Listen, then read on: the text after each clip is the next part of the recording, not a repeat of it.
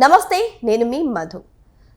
సొంత పార్టీ నేతలే తప్పు చేస్తే ఊరుకోనంటున్న నారా చంద్రబాబు నాయుడు నిన్న డిపిఓ కార్యాలయంలో కీలక వ్యాఖ్యలు చేశారు. తిరుపతిలోని డిపిఓ కార్యాలయ ప్రారంభోత్సవానికి హాజరైన నారా చంద్రబాబు నాయుడు వ్యాఖ్యలు ఇప్పుడు వైరల్ గా మారుతున్నాయి. అయితే సొంత పార్టీ నేతలనే వదలను, అలాంటిది రౌడీయిజం స్టార్ట్ చేసి ప్రజలను భయభ్రాంతులకు గురి చేస్తే ఎవరిని వదిలిపెట్టను అన్న రీతిలో డైరెక్ట్ గానే వార్నింగ్ ఇస్తున్నారు. అయితే ఈ వార్నింగ్ ఎలా తీసుకోవాలి, మరి ఎవరిని బహిష్కరించారు అనే విషయాల గురించి రోజు మనం తెలుసుకుందాం. ప్రస్తుతం మనతో పాటు ఉన్నారు సీనియర్ జర్నలిస్ట్ డాక్టర్ దుర్గా వర్లమాని గారు. వారిని అడిగి మరిన్ని విషయాలను తెలుసుకుందాం. నమస్కారం మేడం. నమస్తే అండి మేడం, నారా చంద్రబాబు నాయుడు గారి గురించి అందరికీ తెలిసిందే. ఏదైనా డేర్ అండ్ డాషింగ్ గా ఫేస్ టు ఫేస్ మాట్లాడే వ్యక్తిత్వం కలవారు. అయితే నిన్న డిపిఓ కార్యాలయ ప్రారంభోత్సవంలో నారా చంద్రబాబు నాయుడు గారు చేసినటువంటి వ్యాఖ్యలు చాలా కీలకంగా మారాయి. అయితే నిజంగానే నారా చంద్రబాబు నాయుడు గారు రౌడీజాన్ని అంతం చేశారా? నిజంగానే సొంత పార్టీ నేతలైనా సరే ఉపేక్షించరా? అంటే ఇదొక వార్నింగ్ అండి. ఇది ఇంకొకటి ఏంటంటే పోలీసులకి ఆయన ఫ్రీ హ్యాండ్ ఇస్తున్నట్టుగా చెప్పారు. గతంలో రాయలసీమ ముఠా కక్షలను అణచివేశాము, సొంత తెలుగుదేశం పార్టీ నాయకులు ఉన్నారని తెలిసే వాళ్ళని జైలుకి పంపాము తప్పులు చేశారంటే, రౌడీలని రాష్ట్ర బహిష్కరణ చేశాను అని ఆయన గుర్తు చేశారు. అంటే అది ఆగలేదు, ఇప్పుడు కూడా కొనసాగుతుంది అనేది చెప్తున్నారు. అయితే ఇక్కడ తీసుకోవాల్సింది ఏంటంటే ఇంకొకటి, ఆయన చెప్పిన విషయం గత 5 ఏళ్లలో అంటే వైసీపీ హయాంలో 5 ఏళ్లలో తిరుమలని దోచుకున్నారు, తిరుపతిని చాలా అంటే ఇష్టారాజ్యంగా వాళ్ళు తిరుపతిలో కూడా వ్యవహరించారు అని చెప్పారు. అంటే తిరుమలలో మీకు తెలుసు, ఒక కల్తీ నెయ్యి కావచ్చు, అంటే లడ్డు విషయంలో వరకామణి కావచ్చు, పట్టు వస్త్రాలు కావచ్చు, ఇప్పుడు గోవిందరాజ స్వామి ఆలయ గోపురానికి సంబంధించి 50 కేజీలు బంగారం కావచ్చు, ఇట్లా అన్ని అన్యాయాలు అక్రమాలు చేశారు, అంటే అవినీతి చేశారు. అదేవిధంగా రోజా లాంటి వాళ్ళు సోమవారం వస్తారా మంగళవారం వస్తారా అని టికెట్లు అమ్ముకోవడం, అది అందరికీ తెలుసు, లక్షలు లక్షలు దండుకోవడం, తర్వాత రాజకీయాలు మాట్లాడడం, తర్వాత దివ్యల మాదిరి దువ్వాడ శ్రీనివాస్ వాళ్ళు అక్కడ రీల్స్ చేయటం, తర్వాత మనకు తెలుసు ఆవిడెవరు శివజ్యోతి కూడా ఏదో కాస్ట్లీ అన్నట్టుగా మాట్లాడి ఆవిడ అడుక్కుంటున్నానని లడ్డూని ప్రసాదాన్ని. సో ఇవన్నీ మనం విన్నాం. అయితే ఇప్పుడు ఆయన అనేది ఏంటంటే ఇవాళ మళ్ళీ వార్నింగ్ ఇచ్చారు. సో ఇంకా మీదట మీరు రెచ్చిపోతే కనుకైతే ఎవరిని ఉపేక్షించద్దు అని చెప్తున్నారు. అక్కడ మీరు చెప్పండి తిరుపతిలో డిపిఓ స్టార్ట్ చేశారు, తర్వాత ఇప్పుడు డీజీపీ ఆఫీస్ తర్వాత ఇదే పెద్దది అనితే చెప్తున్నారు. చంద్రబాబు నాయుడు గారు కూడా వివరించారు, ప్రతి జిల్లాలోనూ కట్టడానికి అవకాశం ఇవ్వండి, అనుమతి ఇవ్వండి అని. తర్వాత సుబ్బారాయుడు ఉన్నాడు అక్కడ, సుబ్బారాయుడు ఉన్నాడు కాబట్టి ఆయన ఇంకా గట్టిగా చెప్పారు. ఎందుకంటే సుబ్బారాయుడు గురించి వైసీపీ వాళ్ళకి తెలుసు. అంటే గతాన్ని నేనేమీ మర్చిపోలేదు, గతంలో ఎలా ఉన్నానో చంద్రబాబు నాయుడిని ఇప్పుడు అలాగే ఉన్నానని ఆయన చెప్పారు.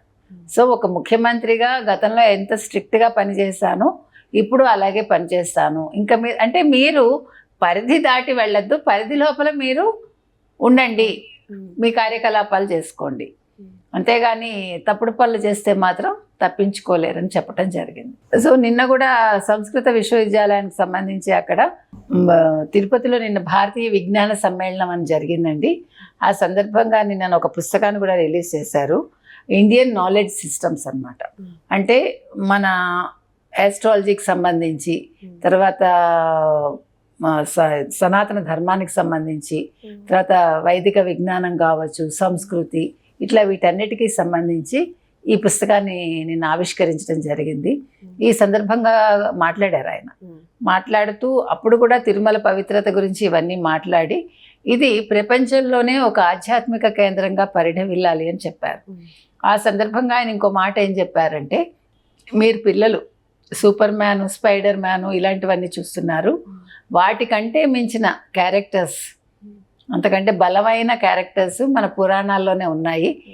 ఆంజనేయ స్వామి కావచ్చు, లేకపోతే అర్జునుడు వీరత్వానికి ప్రతీక, శ్రీకృష్ణుడు, ఇట్లా మీరు అందుకని రామాయణం మహాభారతం చదవండి, అందులో ఉండే పురాణ పాత్రలు మీరు చూశారంటే, చదివారంటే ఎంత పరాక్రమవంతులు ఉన్నారు మనకనేది తెలుస్తుంది. మీరు పరాక్రమవంతుడు, అభిమన్యుడు పరాక్రమవంతుడే, ఈవెన్ ఘటోత్కచుడు, ఎవరిని తీసుకున్నా అంటే ఎవరి శక్తి వాళ్ళది, అవన్నీ కూడా తెలుసుకోవచ్చు. అది సూపర్ మ్యాన్, స్పైడర్ మ్యాన్ అనేవి అవి క్యారెక్టర్ సృష్టించారు, కానీ నిజంగా మన రియల్ సూపర్ స్టార్స్ వీళ్ళు, సూపర్ మ్యాన్స్ వీళ్ళు. అవును. కాబట్టి అలాంటివి తెలుసుకోండి అని. ఈవెన్ మనకి వీర నారీలు ఉన్నారు.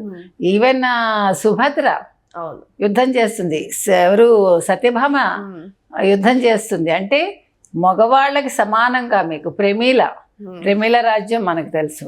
కాబట్టి మీకు క్యారెక్టర్స్ అనేవి ఏవైతే, పాత్రలు అనేవి ఏవైతే ఉన్నాయో, మగవాళ్లే కాదు ఆడవాళ్ళు కూడా, పురాణాల్లో ఉండే ఆడవాళ్ళు కూడా అంత ధీర వనితలు వాళ్ళు చెప్పాలంటే.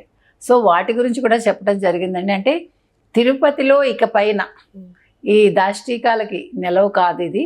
ఇంకా మీదట మీరు తప్పులు చేస్తే అసలు సహించము. ఇప్పుడు జరిగిందంతా అయిపోయింది. అంటే వాళ్ళ హయాంలో అయింది, ఈ హయాంలో మనం వచ్చాక వీటిని అణిచివేయాలి అని క్లియర్ కట్ గా చెప్పడం జరిగింది. ఇదే ప్రోగ్రామ్ లో పోలీసులకు కూడా వార్నింగ్ ఇచ్చారు కదా మేడం.